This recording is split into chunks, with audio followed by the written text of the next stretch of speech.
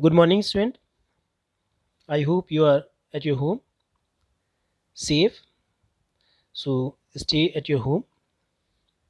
Now, our topic determinants, chapter 4, exercise 4.1, 2, 3 we have completed. Now we will start exercise 4.4. इसको शुरू करने से पहले इसमें दो मेन टॉपिक हैं, माइनर्स और कोफैक्टर्स, जो 6 मार्क्स के क्वेश्चन के लिए बहुत इंपॉर्टेंट है। और ये 6 मार्क्स में जो क्वेश्चन आता है वो एवरी ईयर आता है इक्वेशंस को सॉल्व करने का बाय मैट्रिक्स मेथड। तो उसमें माइनर्स और कोफैक्टर्स की रिक्वायरमेंट हमें होगी। उसके लिए देखेंगे minors. If A equals to aij is the square matrix, then minor mij of an element aij of a square matrix A is the determinant of matrix obtained by deleting ith row and jth column of A. It means ये हो गया कि अगर आपके पास कोई भी square matrix है, हम आपको एक एग्जांपल की हेल्प से यहाँ मैं आपको क्लियर करूँगा। देखिए, सपोज करिए ये क्वेश्चन है, इसे माइनस और कोफैक्टर्स निकालने। तो माइनस के लिए जैसे हमें 1 2 3 4 5 6 7 8 9 9 एलिमेंट्स हैं, 9 के 9 के लिए 9 माइनर्स हमारे पास होंगे। तो A11 के लिए माइनर होगा M11, A12 के लिए माइनर होगा M12, A13 के लिए माइनर होगा M13। इसी तरीके से सबके लिए माइनर्स हमारे पास अलग अलग होंगे। अब ये माइनर होता क्या और कैसे फाइंड किया जाता है? तो माइनर जो है, देखिए M11 जो होगा वो A11 वाले एलिमेंट के लिए A11 वाली रो और A11 वाला कॉलम को डिलीट करने के बाद जो मैट्रिक्स बचता है उसके डिटरमिनेंट की वैल्यू को माइनर बोलते हैं। इट मीन्स M11 जो होगा उसके लिए फर्स्ट रो और फर्स्ट कॉलम को डिलीट कर देंगे।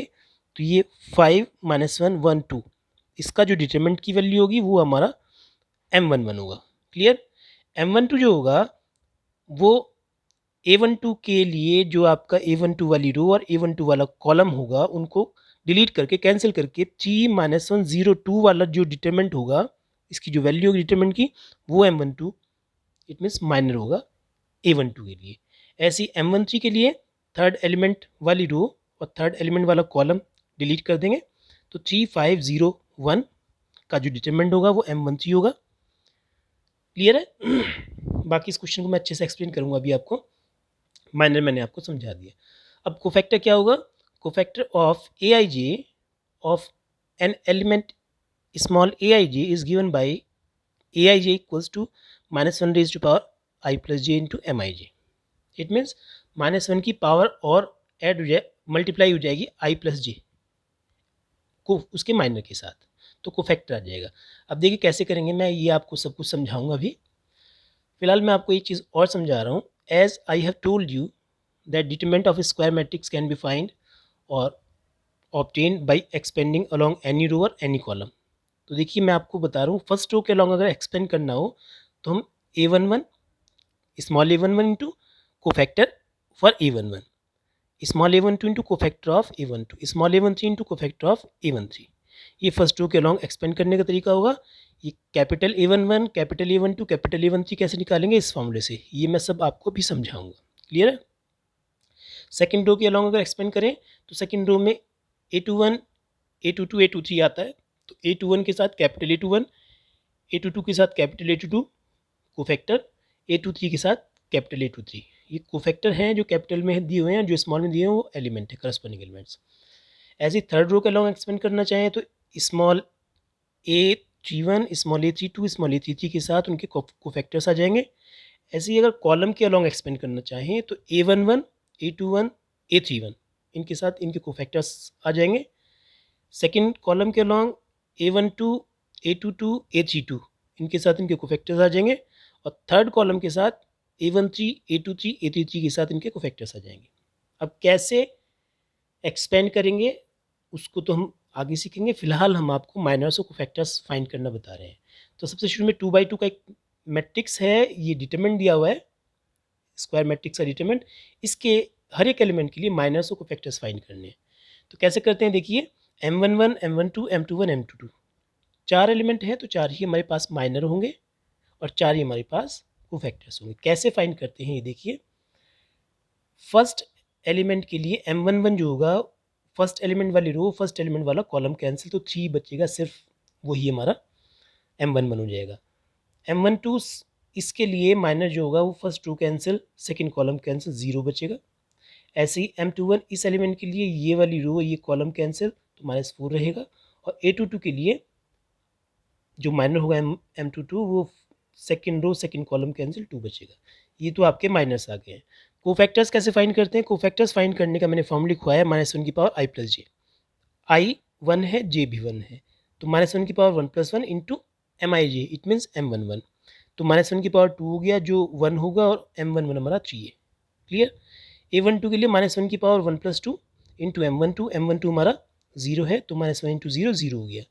A21 के लिए -1 की पावर 2 + 1 जो -1 हो जाएगा, और M21 हमारा -4 है तो +4 हो जाएगा ये। A22 के लिए -1 की पावर 2 + 2 इंटू M22, -1 की पावर 4 1 हो जाएगा, और M22 हमारा 2 है। क्लियर? ये माइनस है, ये कोफैक्टर्स है। कोफैक्टर्स जो है वो इस फॉर्मूले से फाइंड किया हमने। अब 3/3 क्वेश्चन के लिए देखें, देखिए M11 M12 M13 M21 M22 M23 M31 M32 M33 कैसे फाइंड करते हैं? उसके लिए देखिए मैंने आपको बताया M11 जो होगा वो first row first column cancel के जो 4 एलिमेंट बचे उनका डिटर्मिनेंट होगा। डिटर्मिनेंट आप फाइंड कर सकते हैं इजीली। 5 into 2 -1 into -1 10 -+1 11। ऐसे ही M12 इसके लिए first row second column cancel 3 -1 0 2, इसका डिटर्मिनेंट फाइंड कर लेंगे। 3 2 6 -0 इंटू -1 0 6 आ जाएगा। ऐसे ही इसके लिए first row third column cancel तो 3 5 0 1 बचेगा। ऐसे ही M21 के लिए M21 3 है, इसके लिए second row first column cancel 0 4 1 2 solve करेंगे 4 आ जाएगा। M22 फाइंड करेंगे, सेकेंड रो और सेकेंड कॉलम कैंसिल कर देंगे 1 4 0 2, इसका डिटरमिनेंट ये आ जाएगा। ऐसे ही थर्ड एलिमेंट के लिए M23 जो होगा वो second row third column cancel कर देंगे 1 0 0 1 1 आ जाएगा। क्लियर है ना? इसको एक्सपेंड तो कर सकते हैं 1 इंटू 1 -0 इंटू 0 1 आ जाएगा। ऐसे ही M31 third row first column तो 0 4 5 -1 M32 third row second column 1 4 3 -1, और M33 के लिए third row third column 1 0 3 5। Clear? ये हमारे माइनस आ गए हैं। अब हमें फाइंड करने हैं कोफैक्टर्स। तो कोफैक्टर के लिए मैंने फॉर्मूला आपको बताया था -1 की power i plus J into MIJ। तो A11 के लिए -1 की पावर 1 + 1 इंटू M11, जो यहाँ वैल्यू है वही पावर में ऐड होगी। ठीक है, तो -1 की पावर 2 1 हो जाएगा, और M11 हमने पीछे निकाला था जो कि हमारा 11 आया था। ठीक है M12 के लिए -1 की पावर 1 + 2 इंटू M12। ऐसे ही A13 निकालने के लिए -1 की पावर 1 + 3 इंटू M13। सारी वैल्यूज़ ऐसे ही निकाल लेंगे। क्लियर? ये हमारा एक मेथड हो गया।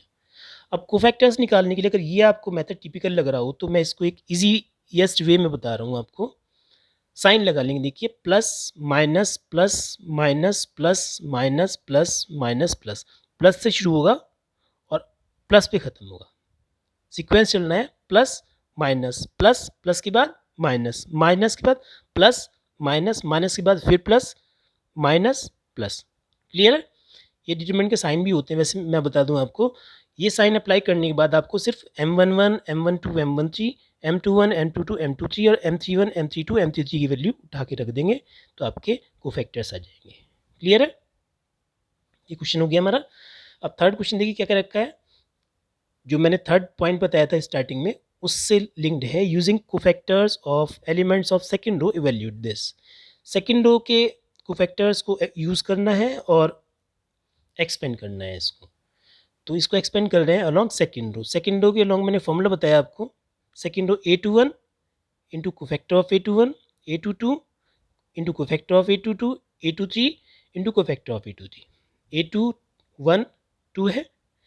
कोफैक्टर के लिए फॉर्मूला होता है -1 की पावर i प्लस जे, इसमें it mean 2 + 1 into MIJ M21। ऐसे ही A22 0 है, इसकी वैल्यू होगी -1 की पावर 2 + 2 इंटू M22। A23 1 है, कैपिटल A23 की वैल्यू होगी -1 की पावर 2 + 3 इंटू M23। अब ये माइनस कैसे निकालेंगे, देखिए 2 इंटू ये -1 हो जाएगा क्योंकि पावर 3 है। अब M21 निकालने के लिए इसके लिए second row first column cancel 3 8 2 3 3823 लिख लेंगे। 0 टू -1 की पावर 4 1 हो जाएगा। M22 फाइंड करने के लिए second row second column cancel 5813, ऐसे ही प्लस -1 की पावर 5 -1 हो जाएगा। M23 निकालने के लिए second row third column cancel 5312, इसको सिंप्लीफाई कर लेंगे, जो वैल्यू आपकी 7 आई है वो आपका क्या हो जाएगा, इस डिटरमिनेंट की वैल्यू हो जाएगी। डिटरमिनेंट को डेल्टा से भी रिप्रेजेंट करते हैं, ठीक है। अब क्वेश्चन नंबर 4 में क्या रखा है कि using cofactors of elements of third column evaluate this. Third column के अलॉन्ग एक्सपेंड करना है। थर्ड कॉलम के अलॉन्ग फॉर्मूला आपको पता ही है। थर्ड कॉलम ये है तो A13 into capital A13 plus A23 into capital A23 plus A33 into capital A33। Clear है।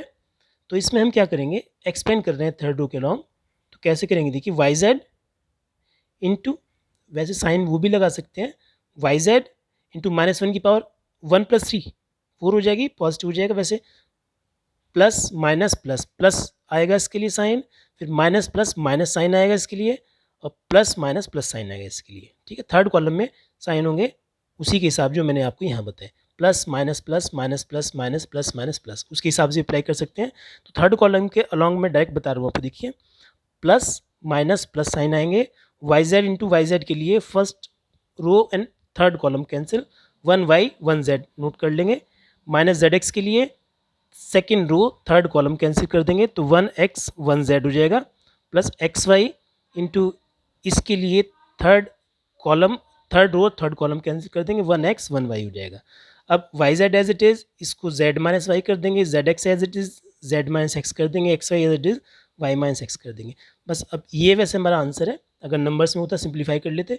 अब ये एक्स वाई जेड में है तो इनके फैक्टर्स हमें करने पड़ेंगे, ये 9th क्लास की वर्किंग है वैसे तो, लेकिन फिर भी मैं आपको बता रहा हूँ। सबसे शुरू में देखिए हमने क्या किया, ये जो टिक वाले दो टर्म हैं इन दोनों में y कॉमन है, तो रिमेनिंग बचेगा z² माइनस x²। बाकी जिन पर अंडरलाइन हो रहा है उन दोनों में y² कॉमन है माइनस का, तो ये आपका प्लस का z बचेगा, ये माइनस का x रह जाएगा क्योंकि निगेटिव साइन बाहर निकाल लिया है, और zx z minus X as it is. अब अगर इसको z² माइनस x² को z minus X z plus X लिख लें तो क्या होगा, इसमें आपका कॉमन निकल जाएगा z minus X z minus X z minus X, z minus X common निकालने पर y into Z plus X minus y² minus Z X. Clear है। अब z minus X as it is Y Z plus X Y minus y² minus Z X. अब Y Z